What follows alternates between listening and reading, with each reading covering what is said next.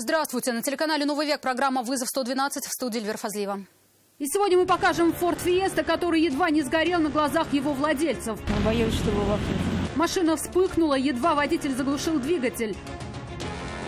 Расскажем о погоне автоинспекторов за «Ладой» 9-й модели в поселке Мирный. Есть видеозапись патрульного авто, там все четко видно, что он делал, что он хотел делать. 16-летний подросток встал на пути автоинспекторов, спасая водителя от задержания. И наезд на пешехода на Фермском шоссе в Казани. Соображает, а сейчас шучу. А также принудительная продажа машины за долг по штрафам в 135 тысяч рублей и тотальная проверка такси. Написали уже, да, 5000 штраф. Это и не только. Прямо сейчас. Ford Fiesta едва не сгорел вечером на улице Симонова в Казани. Владельцы иномарки, семейная пара, только доехали до дома, припарковались. Мужчина вышел расчистить снег. Женщина осталась в автомобиле. В этот момент из машины стало вырываться пламя. Огнетушитель был, но его не хватило, чтобы справиться с огнем. Страшно? Страшно, конечно. Боялись за себя самих, за свою машину и за припаркованные рядом автомобили. Неизвестно, попахнет, не попахнет. И откатить же толком. Куда?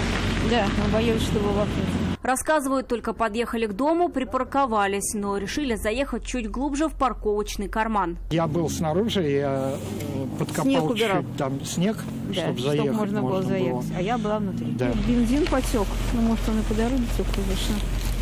И там, видимо, был горячо. Вспыхнула не сама машина, а лужа топлива на снегу под автомобилем. Пламя поднималось почти до крыши. Глава семьи тут же бросил лопату и схватил огнетушитель. Говорит, такой больше не купит. Планирует брать тот, от которого будет польза. Своего огнетушителя не хватило. Сразу говорю, вот это ерунда. Потушить такую проблему вообще недостаточно. Раза в 2-3 должен быть больше. Если бы не водитель, проезжающий. Вот другой водитель с таким же выскочил, да. И второго огнетушителя уже хватило. Рассказывают, когда садились в машину, бензином от нее не пахло. А вот когда приехали, запах уже был. Бензинчиком пахнет, надо за шлангом бежать. По поводу причин есть две версии. Первая – это дороги, вернее наледь, которую задевали дном. Посередине вот так вот лед был, колея глубокая, могли зацепить, могли проводку повредить, там топливный фильтр как раз находится рядом, насос ускорительный. Вторая версия – так проявила себя старая проблема самой машины, которую не смогли выявить в сервисе. Они вторые владельцы и все время пытались понять, почему двигатель глохнет на малых оборотах. Мы в сервис ездили, нам поменяли несколько датчиков, свечи, топливный фильтр. Но проблема так и не решилась. От огня автомобиль не пострадал, разве что закоптился и немного потемнела краска в самом эпицентре возгорания. Оставлять ее в этом месте они не решились. Планировали тут же слить топливо, бензина в баке 20 литров и доставить автомобиль в ближайший сервис для устранения течи. Вероника Гайнудинова, Константин Бушуев, Вызов 112. Kia Ceed и Volkswagen Polo столкнулись на перекрестке проспекта Ямашева и улицы Короленко в Казани. Удар был довольно сильный, оба автомобиля были уже не на ходу. У Kia разбита вся передняя часть, у Volkswagen повреждена подвеска, удар пришелся в левое переднее колесо. То, что один из водителей проехал на красный свет, было ясно и им самим, но оба считали, что двигались на зеленый. Прибывшие на место автоинспекторы, просмотрев записи камер наблюдения, выходящих на этот перекресток, установили, что на красный свет проехал водитель Kia. Он двигался по проспекту Ямашева и на полном ходу врезался в выехавший на перекресток с улицы Короленко Volkswagen. 50-летний мужчина попал под колеса Volkswagen на Фермском шоссе. 23-летний водитель иномарки утверждает, пешеход буквально выскочил ему под колеса. Мужчина был нетрезв и перебегал дорогу, пусть и по пешеходному переходу, но на красный сигнал светофора. От удара пытался уклониться, сделал все возможное и задел человека по касательной правым крылом и зеркалом. Пьяный, вообще хор. Водитель Volkswagen рассказывает, он ехал на зеленый свет. Скорость была в пределах допустимого. Не ожидал, что перед капотом вдруг появится человек. Он перебегал дорогу на красный сигнал светофора, пусть и по пешеходному переходу. Не соображает, вообще что шучу. Говорит, сделал все, чтобы избежать наезда, но все равно задел мужчину по касательной, правым передним крылом и зеркалом. Пешеход упал. Потом говорил, что все хорошо. Вероятно, не осознавал, что попал под машину. Но от помощи медиков все же потом отказываться не стал. Ну, с рукой что-то и из носа кровь.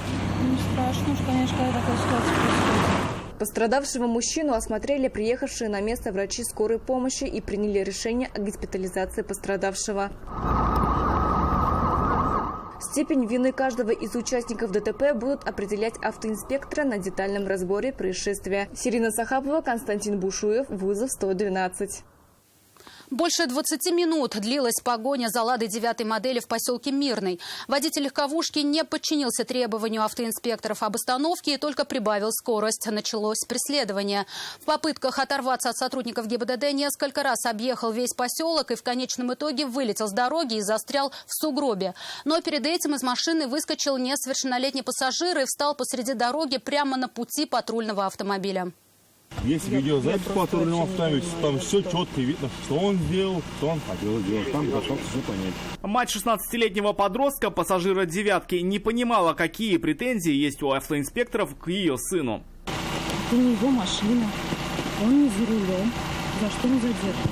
Автоинспекторы объяснили, хотели остановить «Ладу» 9-й модели, но водитель требованию об остановке не подчинился, началась погоня. Мы их преследовали, там еще жиркомбинат, кругом коня, мы их минут 20 гоняли. Задержанный подросток был пассажиром. Он выскочил из машины и просто встал на пути патрульного автомобиля, переградив автоинспекторам путь. Если он просто выпил бы и побежал бы, и в другую сторону побежал бы, да, мы бы его задержали бы, по ДН проехала бы, опросила бы, и все, он к этой ситуации никаким боком был бы. Ничем он просто пассажир был бы. А в этом случае, когда он выходит, машина путь преграждает. Когда автоинспекторы остановились, водитель «девятки» съехал с дороги и застрял в сугробе. Выскочив из машины, он побежал в лес, а оттуда в сторону домов и затерялся в частном секторе. Вероятно, просто побежал домой. Чья это машина и кто сидел за рулем, молодой человек говорить отказался. Не знала, чья именно машина и его мать. У них много друзей на «девятке».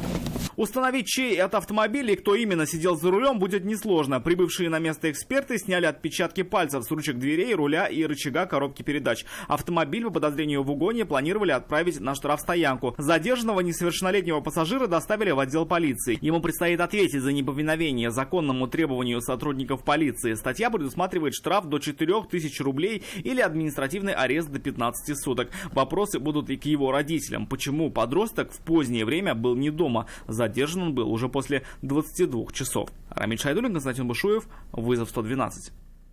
18 административных нарушений выявлено, 4 автомобиля эвакуированы на штрафстоянку из-за технических неисправностей, с которыми запрещена эксплуатация. Таковы итоги рейда автоинспекторов по тотальной проверке автомобилей такси. Вопросы были и к самим водителям. Далеко не все иностранные граждане, работающие в России в сфере пассажирских перевозок, получили российские права, хотя обязаны были это сделать. Скоро получаю, 25-го. Написали уже, да, 5000 штраф.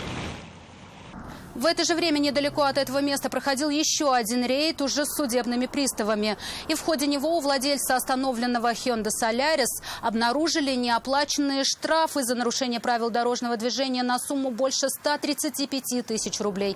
За рулем был не хозяин машины. Суд его уже ограничил в праве управления транспортными средствами и выезде за рубеж. Как раз из-за этого долга Hyundai отправили на штрафстоянку до погашения задолженности.